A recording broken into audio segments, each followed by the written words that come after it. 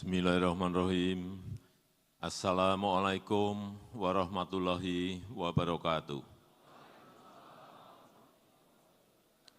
Selamat pagi, salam sejahtera bagi kita semuanya.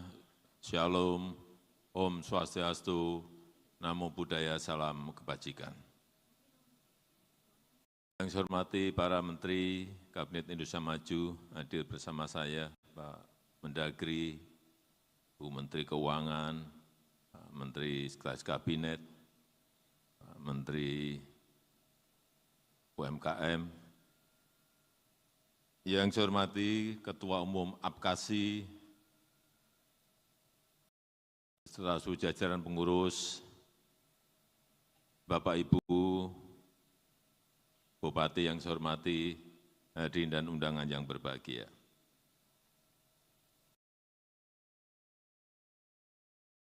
Saya kira kita merasakan semuanya bahwa dalam 5 tahun kebelakang adalah sebuah periode yang tidak mudah, sangat sulit, penuh tantangan. Dari sisi kesehatan kita tahu, ada pandemi COVID,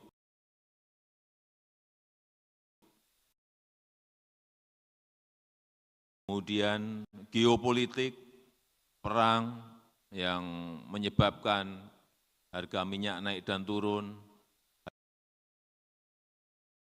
harga pangan naik dan turun,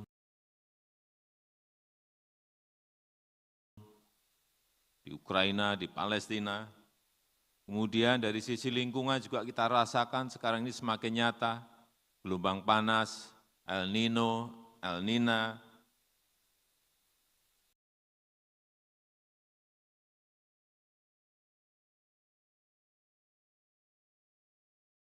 semuanya. Ini menyebabkan banyak sekali krisis kesehatan, krisis ekonomi, krisis pangan, krisis keuangan, dan kemanusiaan. Tapi kita patut bersyukur bahwa negara kita mampu bertahan dari hambatan-hambatan, tantangan-tantangan yang ada. Dan ekonomi kita masih tumbuh 5,11% di kuartal pertama tahun 2024. Sangat sulit sekarang ini negara-negara bertahan dengan growth di atas 5%. Coba nanti Bapak Ibu cek negara-negara lain angkanya seperti apa.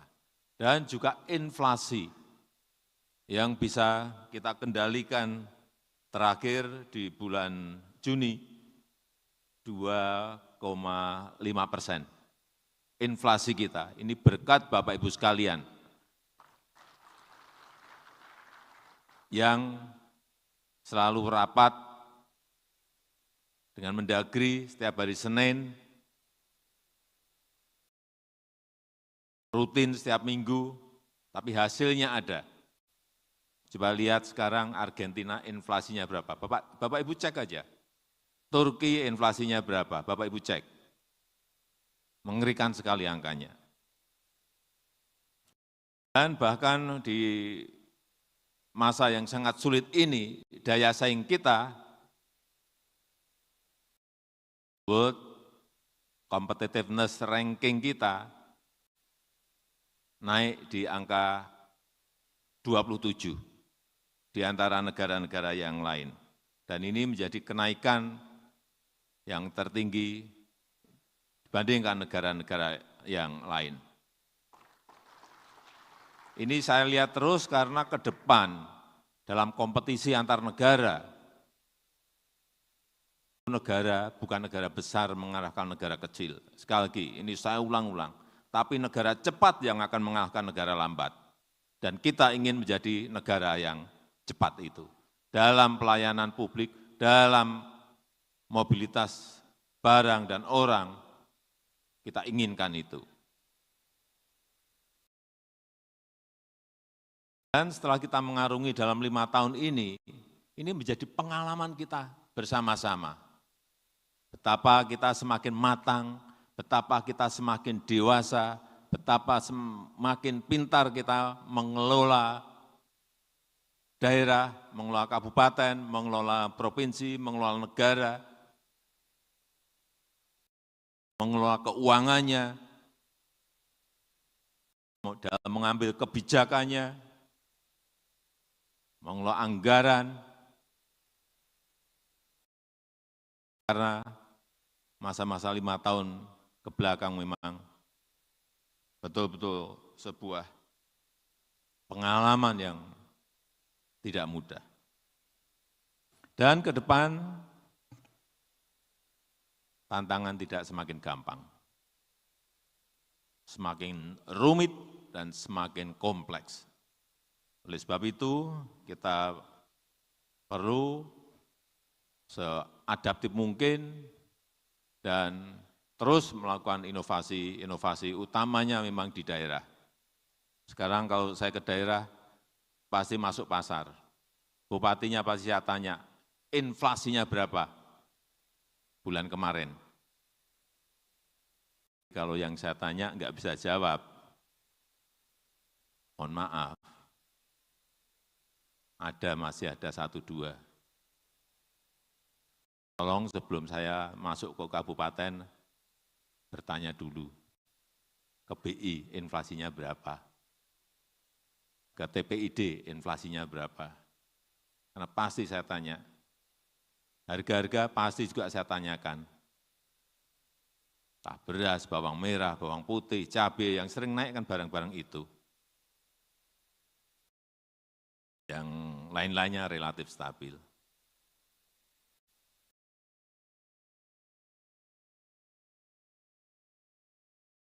Dan sekali lagi persaingan antar negara sekarang ini semakin ketat. Saya ingin titip bahwa potensi-potensi yang ada di daerah itu harus dikembangkan.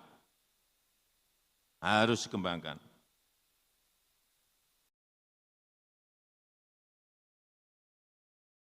Baik dari sisi finance, dari sisi pangan, dari sisi energi, dari sisi industrinya, dari sisi teknologinya. Kalau daerah-daerah yang pemandangannya bagus dari sisi turismenya, semuanya harus dikembangkan. Kita lihat ya, berikan contoh, ini Bhutan, negara Bhutan, tidak punya minyak, tidak punya gas, dan lingkungannya sangat alami, tradisi dan budayanya sangat terjaga.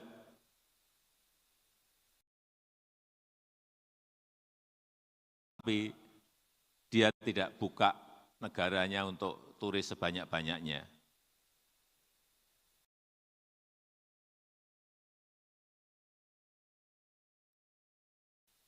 Banyak alam kita yang lebih bagus dari yang tadi negara saya sebut.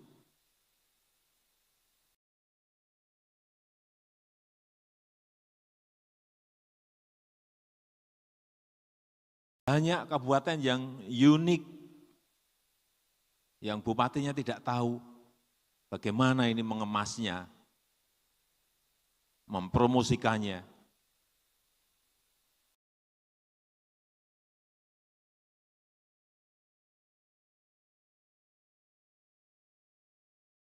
Dan turisnya kena iuran lagi.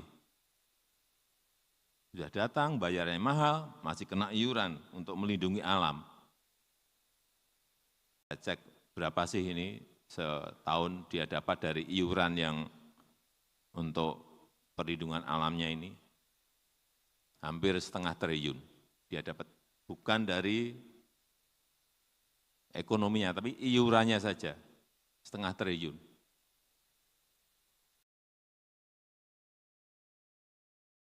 Contoh yang lain, Maladewa. Ini terkenal keindahan pantainya.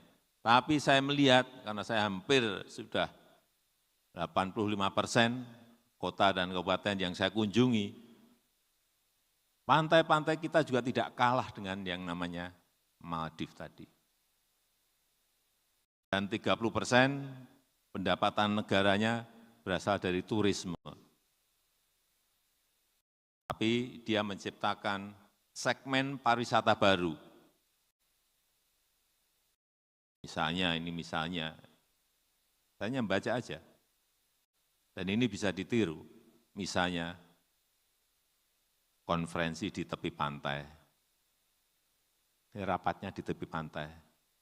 Yang rapat nggak boleh pakai sepatu nyeker. Tapi yang rapat seneng gitu loh. Ide-ide seperti ini yang diperlukan.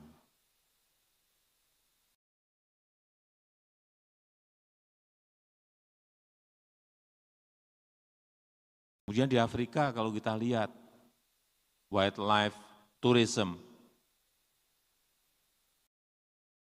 antri itu orang yang ingin datang ke sana. Menawarkan pengalaman safari yang autentik, melihat satwa di habitat aslinya, kita ini punya semuanya.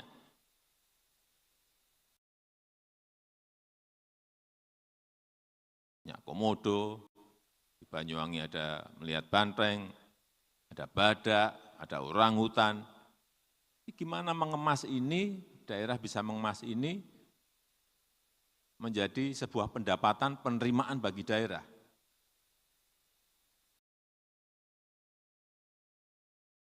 Afrika ini bisa menghasilkan 196 triliun per tahun mengurus masalah itu.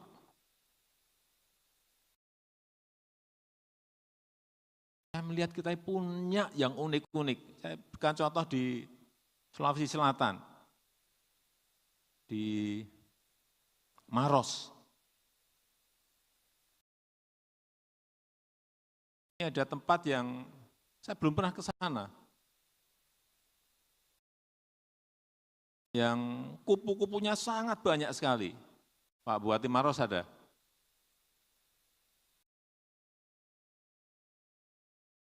Ini sangat unik sekali. Tapi tolong pembangunannya yang benar gitu, sentuhannya yang benar. Jangan sampai barangnya bagus, justru disentuh dengan semen. Tembok. Bukan itu. Harusnya yang banyak itu apa? Ditanami pohon-pohon yang menarik kupu-kupu lebih banyak lagi. Ini bisa dijual mahal sekali menurut saya. Kalau promosinya benar, kalau brandingnya benar. Spesifik. Bagus sekali. Kalau sudah promosinya bagus, Bapak Ibu mau kenakan tiket berapapun, semuanya akan mau. Hanya untuk lihat kupu-kupu. Untuk melihat kupu-kupu yang ada.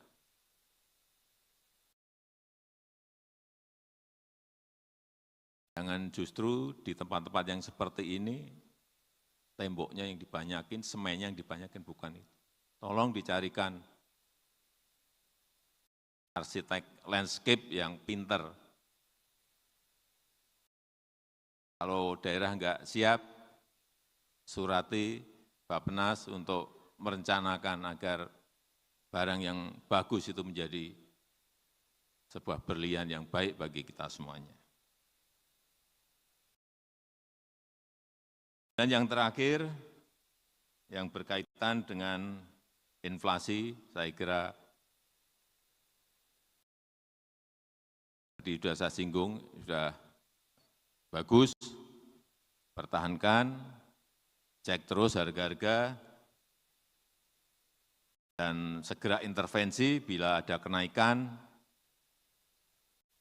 Kemudian juga masalah serapan anggaran, dan utamanya penggunaan produk-produk dalam negeri.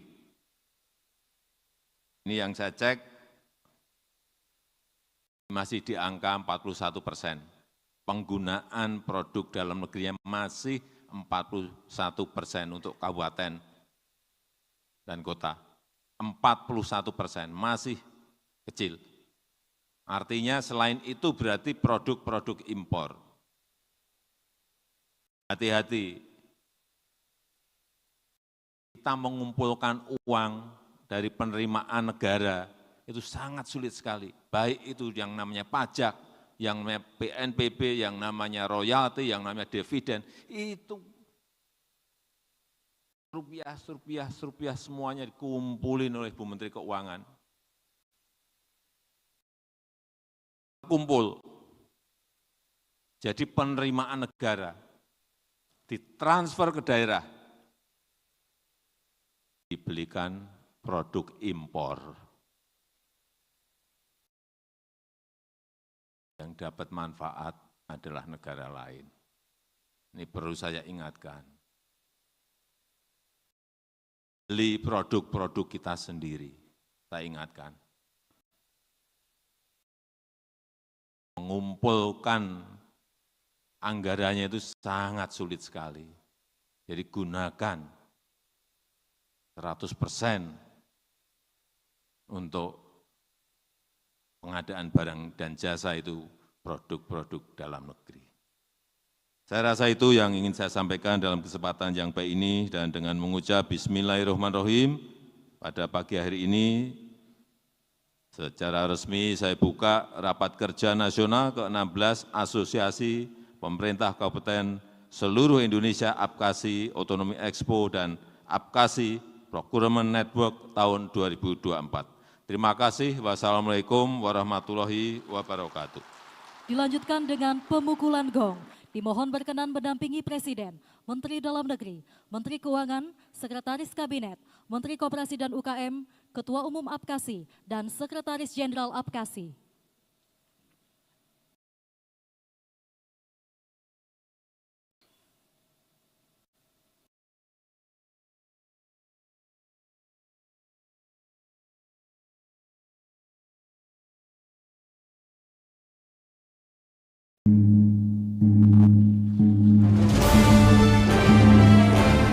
Dengan demikian maka Rakernas Apkasi ke-16, Apkasi Otonomi Expo dan Apkasi Procurement Network tahun 2024 secara resmi telah dibuka.